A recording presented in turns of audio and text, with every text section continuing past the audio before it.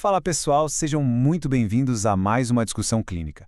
Hoje a gente vai entrar de cabeça no mundo das trombofilias hereditárias. E olha, a ideia aqui é sair daquela cascata de coagulação super abstrata lá dos primeiros semestres e trazer a coisa para o mundo real, direto para a nossa prática clínica.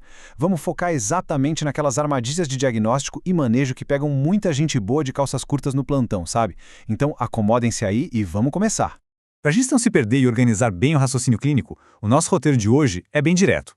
Vamos do cenário protrombótico aos 5 tipos principais, passando pela suspeita clínica, o momento exato de pedir exame, isso aqui é fundamental, rastreio familiar e, por fim, como a gente faz a prevenção na prática.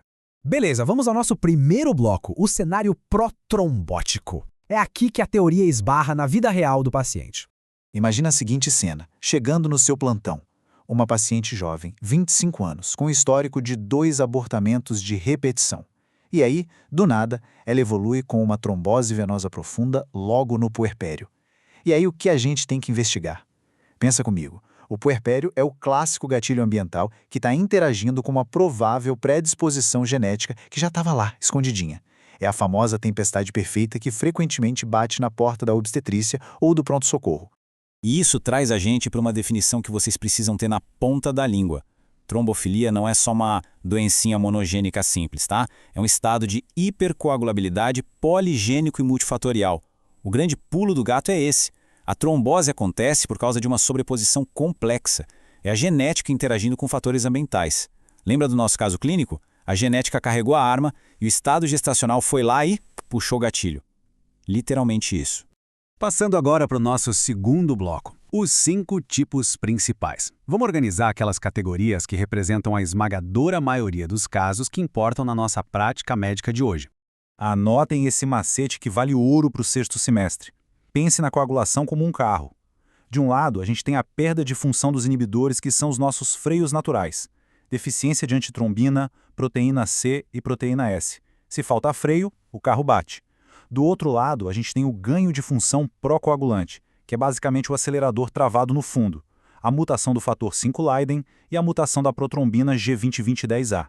Entender essa diferença é o que separa um raciocínio médico refinado de uma simples decoreba. E só para vocês terem uma ideia da gravidade fisiopatológica da coisa, se um paciente tiver o azar de herdar essas mutações dos 2 progenitores, ou seja, homozigose, especialmente no caso da proteína C ou S, o resultado é a púrpura fulminante neonatal. É um quadro brutal com risco altíssimo de morte, porque o recém-nascido faz trombose na microcirculação do corpo inteiro logo depois de nascer. É a consequência devastadora de não ter absolutamente nenhum anticoagulante natural no corpo.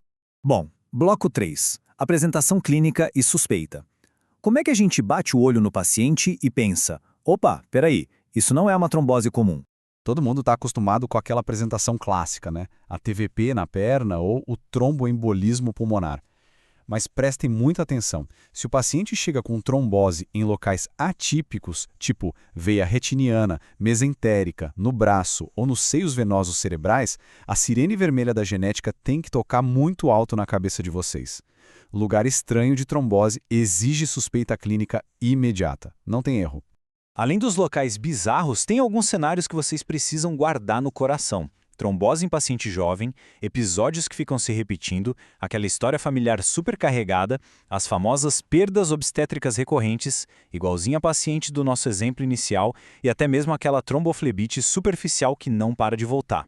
Apareceu um desses na anamnese, tem que investigar proativamente um estado protrombótico. Agora chegamos no bloco 4. E, pessoal, atenção redobrada aqui, porque é neste exato ponto que muito médico bom escorrega feio na prática clínica.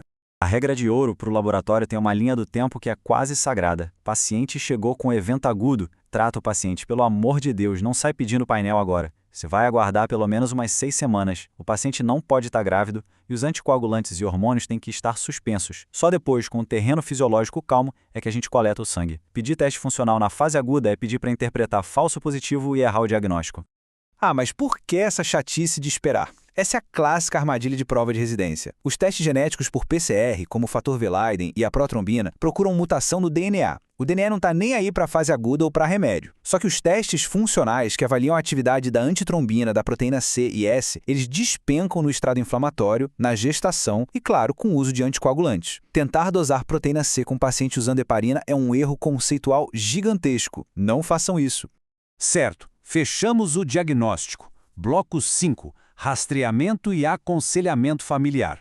Porque a partir de agora o problema não é só do nosso paciente, envolve a família inteira. Quando a gente confirma uma trombofilia hereditária, na maioria das vezes estamos falando de uma herança autossômica dominante, ou seja, afeta homens e mulheres na mesma proporção. O que a gente precisa explicar no aconselhamento é que portadores heterozigotos têm um risco quase 10 vezes maior de ter um tromboembolismo venoso comparado à população em geral. É por isso que antes de você sair canetando o exame de sangue caríssimo para a família toda, sentar e colher uma história clínica familiar detalhada ainda é, de longe, o nosso melhor rastreio. E aí chegamos ao nosso sexto e último bloco, a estratificação e a prevenção prática. O que a gente faz com essa informação no dia a dia para proteger o paciente? A conduta não é receita de bolo, pessoal. Primeiro de tudo, estratificar o risco clínico em baixo, moderado ou alto. Gestações de altíssimo risco se beneficiam muito da heparina não fracionada ou da heparina de baixo peso molecular, a famosa EGPM, ao longo da gravidez. Mas olha a sacada, o risco não evapora por mágica assim que o bebê nasce. É obrigatório manter essa profilaxia lá no puerpério. E claro, sempre bater na tecla de tirar os gatilhos ambientais, né? Fumar e usar anticoncepcional oral num paciente desses é brincar com fogo. E para a gente fechar essa nossa explanação, deixo aqui uma pulga atrás da orelha de vocês. Baseado em tudo isso que a gente conversou, um médico na ponta deve sair pedindo aquele mega painel genético para todo e qualquer paciente que aparece com uma trombose isolada? A resposta, pautada em evidência e no bom senso, é um redondo não. A biomedicina se faz com investigação clínica criteriosa, caçando o fator de risco e mergulhando na história familiar. Fujam das armadilhas, peçam os exames no momento certo e confiem no raciocínio clínico de vocês. Um excelente estudo para todo mundo e até a próxima análise.